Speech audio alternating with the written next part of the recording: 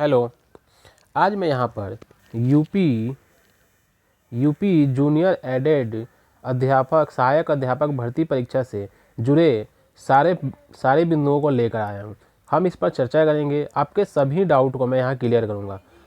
कितने नंबर चाहिए, सीटेट चाहिए या नहीं चाहिए, सीटेट मानने हैं या नहीं मानने हैं, या सिर्फ यूपी टेट मानने हैं, तो ग्रेजुएशन में कितने नंबर चाहिए, बीए में कितने नंबर, या पोस्ट ग्रेजुएशन में कितने नंबर चाहिए, या फिर कौन सा सब्जेक्ट लेना है या कौन सा सब्जेक्ट नहीं लेना है, या फिर कास्ट सर्टिफिकेट कितना पुराना होना चाहिए या अभी का बना होना चाहिए, या वो निवास प्रमाण चाहिए या नहीं चाहिए। सारी जितनी भी तमाम तरीके के प्रश्न हैं जो आपके मन में बार बार उठते हैं, जिसकी वजह से कई लोगों के फॉर्म गलत हो चुके हैं, तो उन सभी का समाधान मैं इस वीडियो में करूँगा।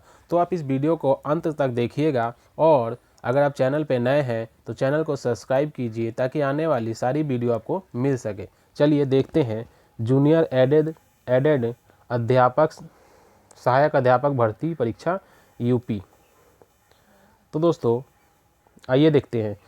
बीएड बीटीसी के साथ जूनियर टेट सीटेट पास होना अनिवार्य है। यानी या तो आपने बीएड किया हो, या तो आपने बीएड किया हो, या बीटीसी किया हो, या जेबीटी किया हो, या फिर डीएलएड किया हो, यानी टीचर ट्रेनिंग किसी भी आपने कर रखा है। मान लिया बीएड डीएलएड इन तीनों में चाहे किसी भी नाम से जानना चाहता है यूपी में या फिर कहीं भी, तो इसको भरने के लिए आपके पास यूपी टेट होना चाहिए। यूपी टेट में कौन सा, सेकंड ईयर वाला, यानी छठी से लेके 8वीं वाला जो टेट होता है और सीटेट होता है, ये पास होना चाहिए। या तो सीटेट पास हो या फिर यूपी टेट पास हो।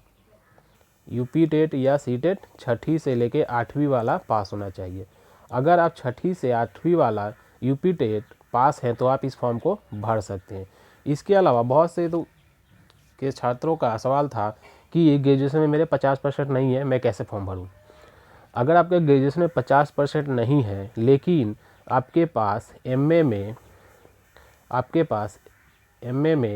50% से है या 50% से ज़्यादा है, तो आप ये फॉर्म भर सकते हैं। ठीक है, चलिए अब आगे देखते हैं। विषय का चयन। बहुत से दोस्तों को शिकायत है कि विषय का चयन कैसे करें, कौन सा भाषा चुने, सब्जेक्ट कौन सा चुने, मैथ चुने तो इंग्लिश चुने, क्या चुने विषय, बहुत से। तो आइए जानते हैं विषय चयन के बारे में एक एक करके। सबसे पहले विज्ञान वर्ग, BSc math, physics chemistry math, BSc bio chemistry biology zoology, BSc home science, BTech, BSc pharma.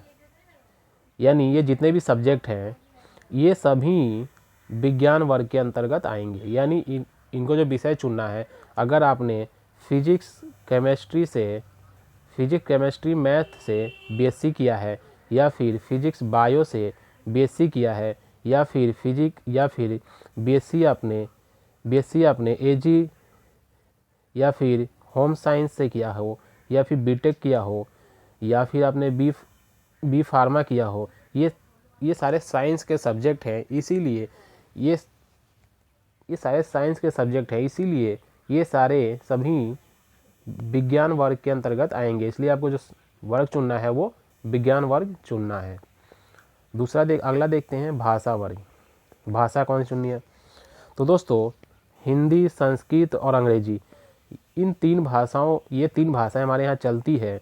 इसीलिए तो इन 3 भाषाओं में से आपको कोई एक भाषा चुनना है, और वो भाषा चुनना है अगर आपने तीनों भाषाओं में से कोई एक स्नातक में लगातार 2 वर्ष या 3 वर्ष पढ़ा हो। यानी आप इन तीनों में से किसी एक भाषा को आपने 2 साल या 3 साल पढ़ा है, तो आप उस भाषा को चुनेंगे। चलिए आगे देखते हैं। सामाजिक अध्ययन, यानी सामाजिक अध्ययन कौन से स्टूडेंट या कौन से छात्र को चुनना है?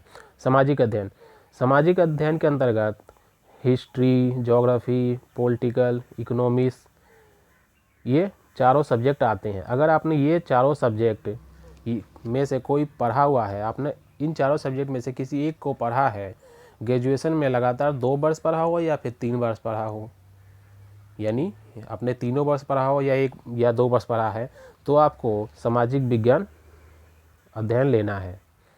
इसके अलावा जो बीकॉम होता है, एक तो होता है आर्ट्स, एक होता है साइंस, एक होता है बीकॉम। जो बीकॉम होता है, बीकॉम में क्या होता है, इकोनॉमिक्स होता है, और इकोनॉमिक्स किसका सब्जेक्ट है, सामाजिक अध्ययन का।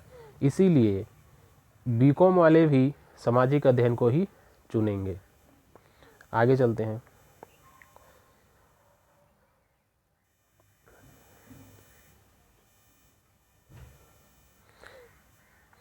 इसके अलावा जिन्होंने ग्रेजुएशन में समाजशास्त्र, मनोविज्ञान, होम साइंस से किया है, वो सभी कला वर्ग अथवा सामाजिक अध्ययन ही चुनना है।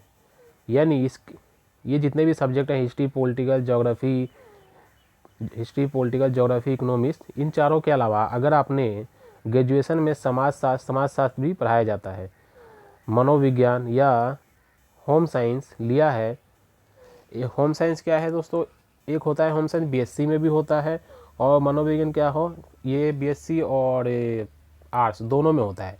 इसीलिए जो बीएससी वाले हैं वो बीएससी चुनेंगे, जो आर्ट्स वाले हैं वो सामाजिक अध्ययन चुनेंगे। चलिए आगे देखते हैं। जो अलग अलग बहुत से ऐसे क्वेश्चन हैं जो विविध में देख लेते हैं। सीटेट का मार्कशीट, आपको सीटेट का मार्कशीट नंबर जो फॉर्म में भरना है, वो आपको आपने जब भी सीटेट पास किया, अगर 2021 का पास किया है तो 2021 के मार्कशीट से अपना सीटेट का मार्क्स नंबर देखकर वो डाल देना है। मार्कशीट में दिया होता है एक जगह पे, लेफ़्ट साइड में दिया होता है, जहाँ हमारे नाम होते हैं, जहाँ हमारा नाम होता है, रोल नंबर होता है, माता पिता का नाम होता है, उसके सबसे ऊपर दिया होता है। तो वहाँ से अपना मार्कशीट नंबर देख के आप भर लेंगे, हो चाहे आप किसी सन भी पास किया हो। इसके अलावा फॉर्म भरते समय डीएलएड का मार्कशीट नंबर भी भरना है। तो डीएलएड का मार्कशीट नंबर फोर्थ सेमेस्टर के रिजल्ट में मार्कशीट नंबर नीचे दिया होता है। यानी डीएलएड का जो मार्कशीट नंबर होता है वो चौथे सेमेस्टर के मार्कशीट में नीचे दिया होता है, वही मार्कशीट फॉर्म में भरना है। हाँ, एक बात ध्यान रखना है और नोट कर लेना है कि फॉर्म भरने के बाद जैसे ही आप नेक्स्ट करेंगे तो आपका मार्कशीट नंबर जो है वह रिव्यू में सर्टिफिकेट नंबर में दिखाएगा, यानी शो करेगा। तो इससे घबराने की कोई ज़रूरत नहीं है, वो सही है। चलिए अब आगे देख लेते हैं।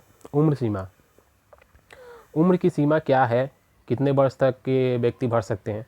तो दोस्तों इसमें जो उम्र की सीमा है वो है 21 से लेकर 40 वर्ष। अगर आप 21 से 40 वर्ष के हैं तो आप ये भर सकते हैं। इसके अलावा जो व्यक्ति SC ST OBC के स्टूडेंट है, उनको 5 वर्ष की छूट मिलेगी। चलिए, और इसके अलावा विकलांग को भी 5 वर्ष की छूट मिलेगी। अब देख लेते हैं प्रमाण पत्र में क्या क्या देना है, क्या नहीं देना है, कितना पुराना होना चाहिए, ये सब देख लेते हैं। तो प्रमाण पत्र में जाति प्रमाण पत्र, निवास प्रमाण पत्र देना है, और ये दोनों ही 6 वर्ष यानी 6 महीने से पुराने नहीं होना चाहिए। तो दोस्तों चैनल को सब्सक्राइब कर लीजिएगा ताकि आने वाली सारी जानकारी आपको मिल सके। तो दोस्तों इस प्रकार हम देखते हैं, ये सारे इम्पोर्टेंट पॉइंट है, आप फॉर्म भरते वक्त इस सबको ध्यान देना है। और दोस्तों चैनल को सब्सक्राइब कर लीजिए ताकि आने वाली सारी वीडियो आपको मिल सके। तो दोस्तों आज के लिए इतना ही। थैंक यू, धन्यवाद।